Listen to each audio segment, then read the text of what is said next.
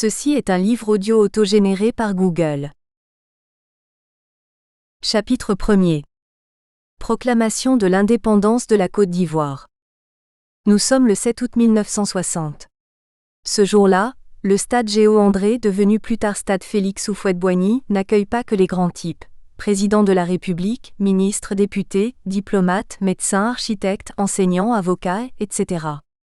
Sont également présents tous les gagnants-petits, ouvriers, artisans, commerçants, etc. C'est à tout ce monde que le nouvel archevêque d'Abidjan s'adresse. Que dit-il ? Une ère nouvelle va s'ouvrir dans quelques instants pour notre chère Côte d'Ivoire. Fidèles aux traditions de l'Afrique croyante, nous voici rassemblés ce soir pour offrir au Seigneur les prémices de notre indépendance nationale et lui chanter notre cantique d'action de grâce. À cette occasion, nous tenons à vous redire que l'Église s'associe pleinement à votre joie et vous invite à livrer vos cœurs à l'allégresse générale, car Dieu, enseigne-t-elle, nous a créés libres et il n'est pas dans sa pensée qu'un peuple reste perpétuellement sous tutelle. Oui, réjouissons-nous parce que notre pays retrouve sa dignité et sa personnalité. Mais nous tenons surtout à vous rappeler, chrétiens, que la nation reste à bâtir et que l'Église vous fait une obligation grave d'être au premier rang de la construction nationale dans l'ordre et la paix. Notre tâche à tous est d'abandonner les rancœurs et de préparer la réconciliation de tous pour assurer dans une Côte d'Ivoire unie, une construction nationale harmonieuse et solide fondée sur la justice et la charité. Notre tâche à tous est de participer résolument et loyalement, chacun à notre rang, à cette construction nationale en y apportant le bénéfice des valeurs chrétiennes, gage d'équilibre et de stabilité. Notre tâche, elle se résume en 2 mots. Collaborer et servir, collaborer et non critiquer, servir et non briguer les places ou se servir. Une ère aussi est close, définitivement, et dont la sagesse et la charité nous commandent de taire, d'oublier même les souvenirs. Souvenirs des rivalités tribales, souvenirs des luttes pour la liberté, des luttes politiques. Car il serait dommageable au bien commun et contraire à l'esprit du Christ de vouloir refaire le procès de la colonisation ou des adversaires de quelque espèce que ce soit, en ce moment où toutes les intelligences, toutes les volontés, toutes les énergies du pays cristallisées par les joies et l'enthousiasme de l'indépendance doivent converger vers l'édification de la patrie. Mais la patrie, quelle est-elle ? La patrie, ce n'est pas seulement nos majestueuses forêts et nos savanes, ce n'est pas seulement nos belles plantations et nos maisons. La patrie, c'est surtout le paysan dont le travail fait vivre ses compatriotes, c'est le travailleur de la ville qui fait marcher l'usine, c'est le petit écolier, c'est le collégien, c'est l'étudiant qui formeront les cadres compétents de demain. La patrie, c'est la mère de famille, c'est le docteur, c'est l'instituteur, c'est le prêtre qui se dévoue sans compter au service des âmes et des corps.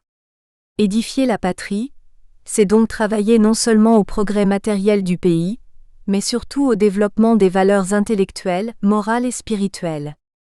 Édifier la patrie, c'est préparer à ceux qui l'habitent un climat favorable à l'épanouissement de toutes leurs facultés. Édifier la patrie, c'est créer des conditions de vie plus humaines. Mais la patrie, c'est aussi les âmes de ceux qui dorment dans les tombes.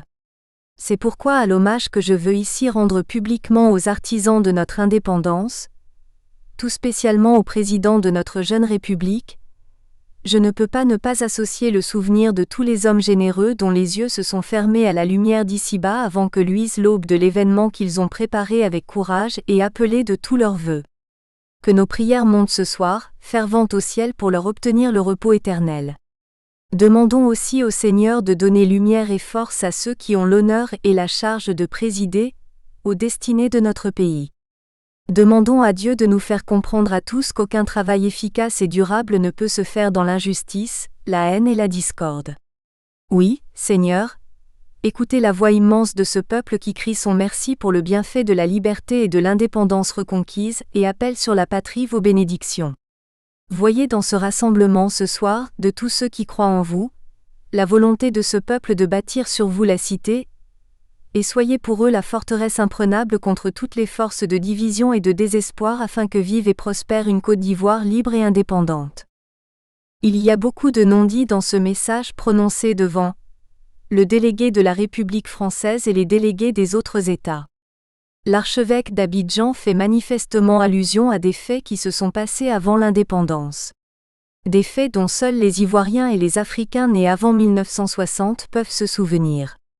Pour le lecteur non ivoirien ou même pour l'ivoirien né après 1960, il est donc important de rappeler ces faits non abordés par la déclaration de Monseigneur Yago. Par exemple, quand ce dernier affirme que l'Église s'associe pleinement à votre joie et vous invite à livrer vos cœurs à l'allégresse générale car Dieu, enseigne-t-elle, nous a créés libres et il n'est pas dans sa pensée qu'un peuple reste perpétuellement sous tutelle. Il a en tête la guerre menée par certains missionnaires au PDCIRDA du temps où ce parti était apparenté au Parti communiste français. Cette guerre a pu faire croire à certains Ivoiriens que l'Église catholique n'était pas pour l'indépendance de la Côte d'Ivoire, ou qu'elle soutenait la colonisation. Qu'en est-il réellement ? Il est vrai, ainsi que l'écrit Pierre Kipré, que les liens des églises chrétiennes avec le pouvoir colonial sont généralement étroits, surtout ceux de l'Église catholique, malgré la loi de séparation de l'Église et de l'État, et que l'appui de la hiérarchie catholique à la politique coloniale jusqu'au milieu des années 50 conforte beaucoup de colonisés dans leur méfiance à l'égard du christianisme. Mais cela est-il suffisant pour conclure que les missionnaires français refusaient l'indépendance de la Côte d'Ivoire ? N'est-ce pas plutôt le communisme qui était rejeté par l'Église ? Le PDCIRDA, on l'a déjà mentionné, était à l'époque apparenté au Parti communiste français. On peut donc penser que Monseigneur Boivin et d'autres missionnaires étaient opposés à l'alliance que les leaders du PDCI avaient conclue avec les communistes français, mais qu'ils n'étaient pas forcément contre l'accession de la Côte d'Ivoire à l'indépendance. À ce propos, Éric Lanoux fait remarquer que, en dépit de la condamnation de l'alliance du PDCI avec le PCF, les missionnaires de Lyon avaient une sincère admiration pour Houphouët et qu'ils votèrent oui au référendum de 1958. Il rappelle aussi que Monseigneur Kirman avait de bonnes relations avec Houphouët et que c'est à ce titre qu'il célébra son premier mariage en 1935. D'ailleurs, il n'y avait pas que Monseigneur Jean-Baptiste Boivin à avoir à ce moment-là une mauvaise image du communisme. C'est toute la hiérarchie de l'Église catholique qui était méfiante à l'égard du communisme, auquel elle reprochait de prôner l'athéisme et la lutte des classes. Pour mémoire, c'est le pape Pie XI, 1857 à 1939, qui fut à l'origine de la condamnation du communisme. Comme le national-socialisme, le communisme est perçu alors comme une forme de totalitarisme. Pour le pape, le communisme est intrinsèquement pervers et anti-chrétien puisque son but avoué est la destruction complète de la propriété privée, de la famille et de la religion 87. Le communisme ne trouve pas davantage grâce aux yeux du successeur de Pie XI. Dans le contexte de la Seconde Guerre mondiale et de la guerre froide, la persécution de l'Église dans les pays européens d'obédience soviétique, condamnation du cardinal Wyszynski en Pologne, du cardinal Mindszenty en Hongrie, de Monseigneur Slipyj en Ukraine, de Monseigneur Béran en Tchécoslovaquie, de Monseigneur Stepinak en Yougoslavie, etc. Les difficultés que rencontre l'Église dans la Chine de Mao Zedong, tout cela conduira Pie XII à penser que le communisme est plus dangereux que le nazisme. Ces idées sur ce communisme qui veut diriger le monde entier seront exposées dans 2 encycliques. Orientales Ecclesia, 15 décembre 1952, et Ad Sinarum Gentium, 7 octobre 1954. Il faudra attendre Paul VI pour voir un changement dans le regard de l'Église sur le communisme. Ce sera dans Octogesima, Advenien 14 mai 1971.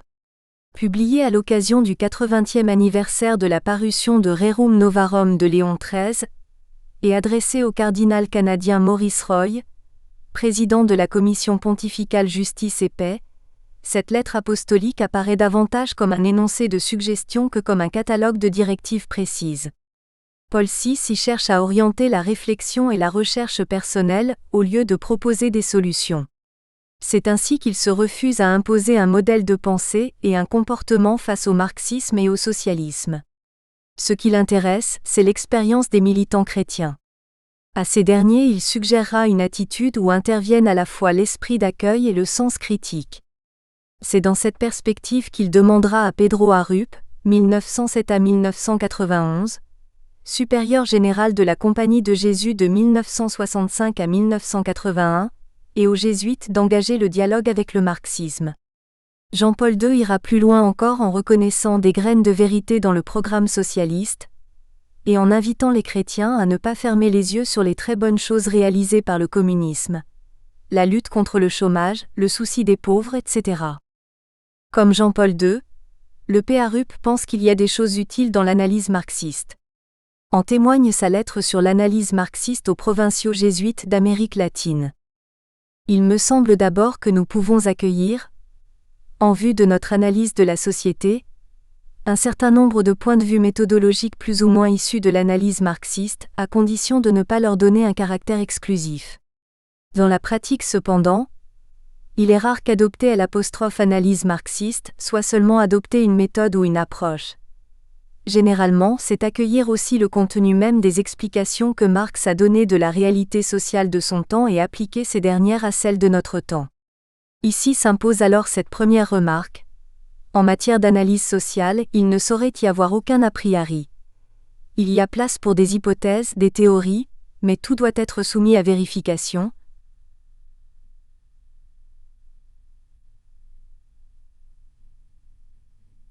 Rien ne peut être présupposé. Or il arrive qu'on adopte l'analyse marxiste ou des éléments de celle-ci, comme des a priori qui n'auraient pas besoin de vérification. Plus loin il ajoute. Au matérialisme historique se rattache d'ailleurs une critique de la religion et du christianisme, à laquelle n'échappe généralement pas l'analyse marxiste. Or cette critique est susceptible de nous ouvrir utilement les yeux sur des cas où l'on abuse de la religion, pour couvrir des situations sociales indéfendables. Pourtant, si l'on raisonne comme si tout est finalement fonction des rapports de production, qui devient la seule vraie réalité, le contenu de la religion et du christianisme est bientôt relativisé et entamé. Soyons à l'égard des marxistes, fraternellement disposés au dialogue. Ne refusons pas d'autre part dans l'esprit de Gaudium et Spes, les collaborations pratiques déterminées que peut requérir le bien commun. Nous avons le devoir de rester nous-mêmes, de ne pas glisser de la reconnaissance de quelques points de vue valides à l'accueil de l'ensemble de l'analyse, de demeurer toujours conséquents avec notre foi et les principes d'action qu'elle entraîne. Agissons d'ailleurs de manière à faire voir concrètement que le christianisme est pour les hommes un message incomparablement plus riche qu'aucun concept, si utile soit-il, de l'analyse marxiste. Pour sa part, Henri Madelin fait remarquer que la force de Marx et du marxisme est d'avoir organisé la protestation des opprimés et des exploités. Ce que Madelin veut mettre en évidence ici, c'est l'idée que, à la place d'une indignation spontanée ou d'un sentiment de révolte, s'est construit une science, organisant et canalisant le mécontentement pour lui donner sens à travers le phénomène révolutionnaire. L'auteur poursuit. C'était refuser l'irresponsabilité de l'agitation stérile, qui rend les pauvres encore plus pauvres après des combats perdus d'avance. C'était renverser le rapport de force en donnant un poids nouveau aux masses organisées et conscientes de leur mission. Cette organisation lui semble tellement importante que le jésuite français ne résiste pas à l'envie de la proposer aux chrétiens. Les chrétiens ont beaucoup à apprendre de ce sérieux organisationnel, de cette patience dans la durée que vivent les marxistes authentiques. Car ils sont toujours tentés, par générosité ou paresse, de négliger les étapes ou de faire trop confiance à un spontanéisme fragile. Sous peine de verser dans un idéalisme impuissant dans le monde socialisé d'aujourd'hui, il leur faut apprendre à faire des analyses coûteuses, à saisir l'importance des déterminations économiques et le poids du collectif, à percevoir la nécessité d'institutions fortes et durables. Quant à Henri Chambre, il sait gré à Marx d'avoir montré que l'histoire n'est pas une collection de faits ou d'événements, mais qu'elle est intelligible, et qu'elle appelle l'homme à se conquérir sur les aliénations qu'il subit, en particulier sur l'aliénation économique. D'autre part, il estime que le philosophe allemand a attiré l'attention sur le fait qu'un régime économique et social devait être considéré comme un tout dont les diverses parties réagissent les unes aux autres. C'est dans ce contexte général, où le communisme était perçu comme un mal redoutable qu'il importe de se situer pour comprendre pourquoi Monseigneur Boivin et d'autres missionnaires français ne portaient pas le PDCIRDA dans leur cœur. À partir de là, il nous paraît difficile de penser que tous les missionnaires français vivant en Côte d'Ivoire étaient contre l'indépendance de ce pays. Cette position est loin d'être partagée par Antonio Porcelato qui soutient que certains missionnaires français s'étaient montrés froids, voire ouvertement hostiles à l'indépendance et au PDCIRDA 98. Boivin faisait-il partie de ces missionnaires froids et hostiles à l'indépendance de la Côte d'Ivoire? Aucun document ne permet de répondre par oui ou par non. La seule chose que l'on puisse affirmer, c'est que le prédécesseur de Bernard Yago a donné l'impression d'être à la fois pour et contre la nomination d'un Ivoirien à la tête de l'archidiocèse d'Abidjan. Voici en effet ce qui se passe le jour de son intronisation comme archevêque d'Abidjan, le 13 mars 1956. Ce jour-là, écrit Frédéric Gramel, la messe est présidée par l'archevêque de Cotonou, Monseigneur Parisot, venu en Côte d'Ivoire pour la circonstance. Le nouveau dignitaire transperce de sa voix les nombreux haut-parleurs installés partout pour permettre à la foule de suivre la messe, même depuis l'extérieur. Il s'excuse d'abord de ne pouvoir accueillir tout son peuple dans la maison de Dieu, trop étroite. Il souhaite ensuite ardemment que jaillisse bientôt une belle cathédrale digne d'Abidjan, deuxième ville de l'Afrique occidentale française. Il affirme enfin, non sans solennité, qu'un jour, à la tête de la province ecclésiastique d'Abidjan, on ne verra plus un archevêque blanc mais un archevêque noir. La vision ne peut pas sonner plus juste, venant d'un prélat dont la devise épiscopale, inscrite sur un fanion fixé à l'avant-droit de sa voiture, affirme « Parar via Domini », préparez les voies du Seigneur. Boivin était-il sincère en se présentant comme celui qui est venu préparer les voies du Seigneur? On pourrait en douter au regard de ce qui suit. Si Monseigneur Boivin a prononcé des mots prémonitoires sur l'archevêque noir qui serait un jour à la tête de l'église d'Abidjan, paradoxalement il ne croyait pas que le moment de la relève fût arrivé en 1959, l'année où la maladie le contraindra à rentrer définitivement en France. Faute de pouvoir continuer personnellement son ministère, il souhaitait que son successeur fût son vicaire général, le révérend Père Thépaut. Mais ironie du sort, celui-ci avait en 1959, sur la maturité du clergé autochtone, un avis radicalement opposé. Dieu ferait en sorte que les missionnaires devant céder le pas, leur héritier ne fût pas une personnalité totalement inconnue d'eux mais un Helvoirien sorti de leur sillage. Autant Monseigneur Boivin était opposé à l'alliance du PDCIRDA avec le Parti communiste, autant Monseigneur Alphonse Kirman, évêque de Daloa, soutint le parti d'Houphouët-Boigny. Un soutien que confirme Jean-Marie Cacou qui fut élève au collège catholique de Daloa, comme le montre son témoignage sur le passage d'Houphouët à l'évêché de Daloa. L'évêque, Monseigneur Alphonse Kirman, qui était alors d'un grand âge, fit dire à la direction du collège qu'une personne importante allait séjourner chez lui, à l'évêché. Sa demeure était située au bout d'une longue allée traversant le domaine de notre établissement. Il avait été précisé que l'homme avait besoin de calme. Aussi, nous avait-on demandé de ne pas faire de bruit et de nous abstenir de jouer au football, le temps que durerait le séjour du visiteur. On retiendra ici que Yago veut attirer l'attention sur le fait que l'Église catholique n'est pas opposée à l'indépendance de la Côte d'Ivoire. En déclarant que notre tâche à tous est d'abandonner les rancœurs et de préparer la réconciliation de tous, l'archevêque pense aux affrontements parfois sanglants que le pays connut avant l'indépendance. D'abord, ceux qui opposèrent des Ivoiriens à des étrangers. Ainsi en est-il des douloureux affrontements entre certains Ivoiriens et le groupe togolo-dahoméen, en octobre et novembre 1958. Pourquoi de telles violences? Pierre Kipré explique.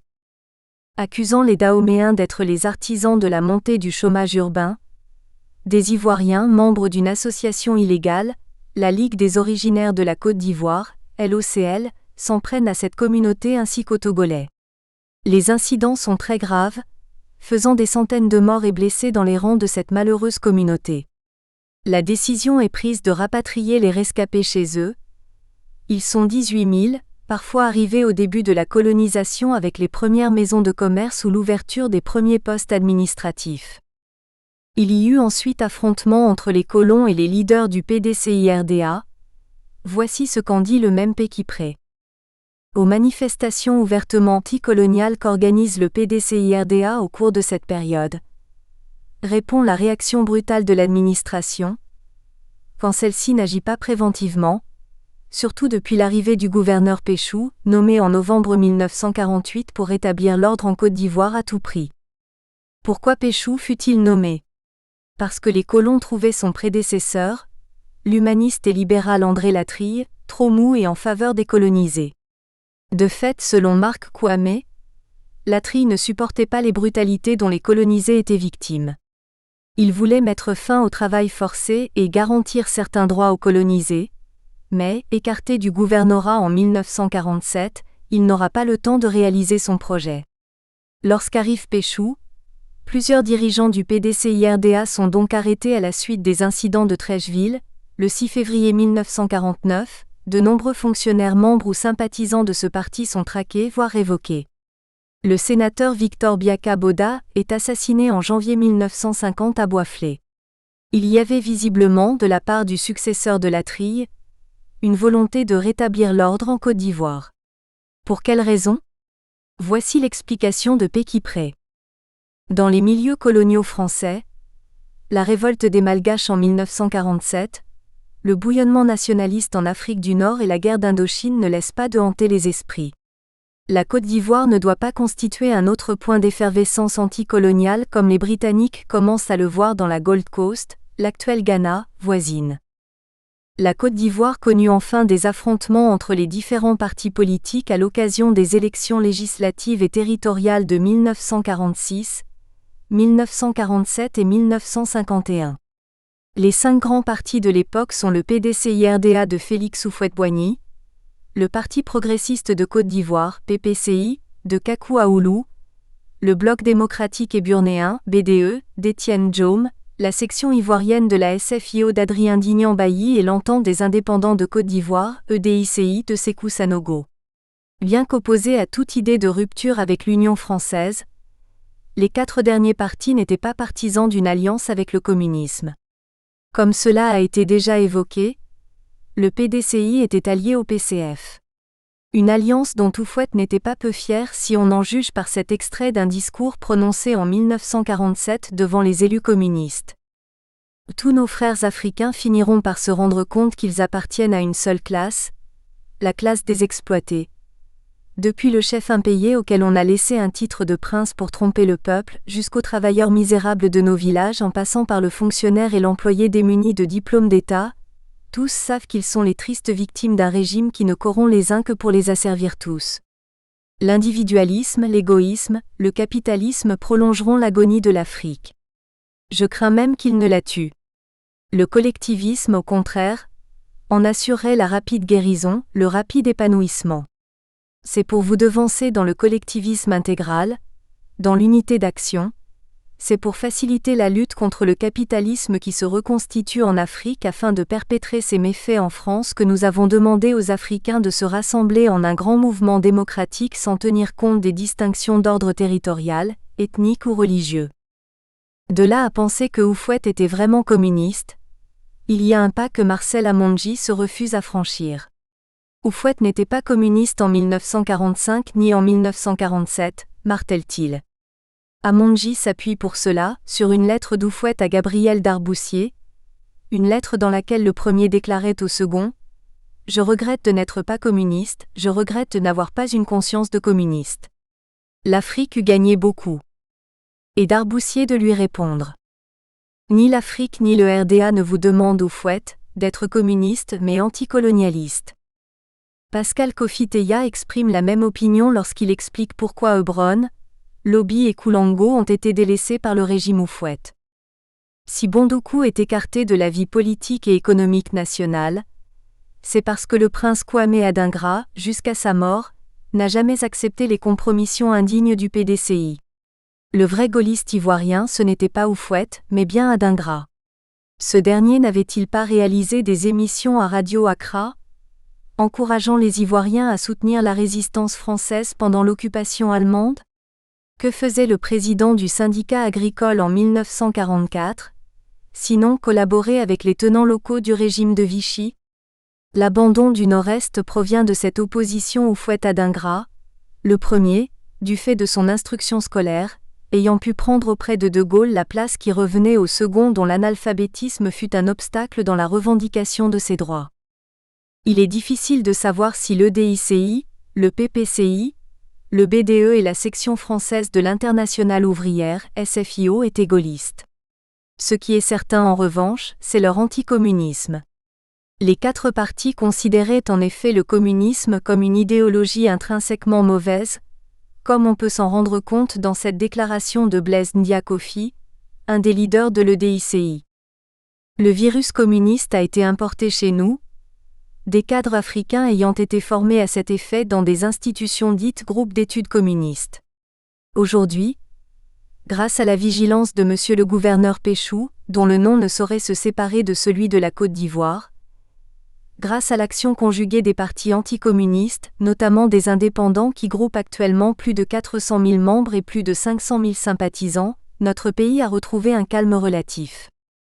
Malgré la mauvaise presse qu'il avait en raison de son alliance avec le PCF, le PDCI-RDA était le plus puissant des partis. C'est lui, par exemple, qui sortira largement vainqueur des élections législatives de janvier 1956. La raison de ce succès tient au fait que les leaders du PDCI se mobilisèrent très vite contre les exactions de la colonisation. Laurent Gbagbo le rappelle ici. Le PDCI mena une lutte vigoureuse contre la mainmise du colonat sur l'économie du pays, contre les méthodes inhumaines de l'administration coloniale. Prolongeant à l'Assemblée nationale française le combat que ses camarades continuaient sur le terrain, Houphouët-Boigny, leader du PDCI, obtint une avancée sociale de première importance, la suppression du travail forcé. Le PDCI-RDA tout seul, pouvait-il obtenir un tel résultat contre le système colonial ? Non.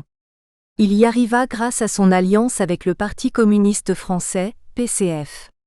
Avant de poursuivre, voyons pourquoi le PDCI fit alliance avec le PCF jusqu'en 1951. C'est Houphouët lui-même qui, en mars 1958, en donne les raisons à Gémonet. Notre apparentement aux pages C. Parti communiste nous a été précieux, en ce sens que nous avons trouvé en France des groupes parlementaires qui nous ont accueillis amicalement, alors que d'autres ne s'occupaient pas de nous, et nous avons trouvé chez eux la possibilité de faire triompher des causes que nous avions dans le cœur. C'est à tous ces affrontements, entre Ivoiriens et étrangers, entre Ivoiriens et colons, entre partis politiques ivoiriens, et aux blessures qu'ils ont laissées dans les cœurs que pense l'archevêque d'Abidjan lorsqu'il invite les uns et les autres à se pardonner, à se défaire de toute rancœur pour se réconcilier ou bien lorsqu'il trouve dommageable au bien commun et contraire à l'esprit du Christ de vouloir refaire le procès de la colonisation ou des adversaires de quelque espèce que ce soit. Si Monseigneur Yago a raison de prêcher le pardon et la réconciliation, il est en revanche difficile de le suivre quand il invite à oublier les souvenirs des rivalités fribales, souvenirs des luttes pour la liberté, souvenirs des luttes politiques, car le pardon n'est pas synonyme d'oubli si on se fonde sur l'analyse de Christian Ducoq. Je n'entends en effet par ce terme ni l'oubli. On ferme les yeux parce qu'on ne peut faire autrement et qu'on veut avant tout sauvegarder sa paix. L'oubli est un acte de faiblesse, il est refus d'affrontement, ni l'indifférence. Nous espérons que vous avez apprécié cet aperçu. Pour continuer à écouter ce livre audio sur Google Play Livres, utilisez le lien dans la description de la vidéo.